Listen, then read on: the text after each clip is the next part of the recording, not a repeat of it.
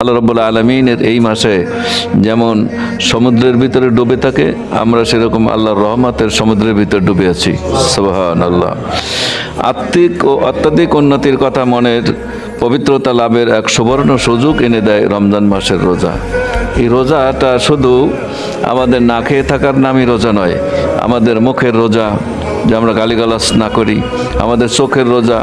আল্লাহ রাব্বুল আলামিন বলছেন, তিলকা হুদুদুল্লাহ ফালা তা'তাদুহা ওয়া মান ইয়াতাদ্দা হুদুদাল্লাহ ফাউলাইকা হুমুজ জালিমুন।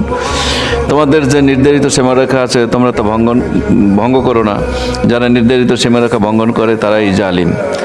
তো আমাদের চোখের যে সীমারেখা আল্লাহ রাব্বুল আলামিন দিয়েছেন, আমরা সেই চোখের সীমাবদ্ধতার মধ্যেই রমজান মাসে কাটাবো, যেন আমাদের চোখ সীমার অতিক্রম না করে, আমাদের জবান আমাদের সীমা অতিক্রম না করে। যতটুকুন আল্লাহ পারমিশন দিয়েছেন ততটুকুন আমরা আমাদের জবানে উচ্চারণ করব, যতটুকুন পারমিশন দেয় নাই আমরা সেদিকে যাব না।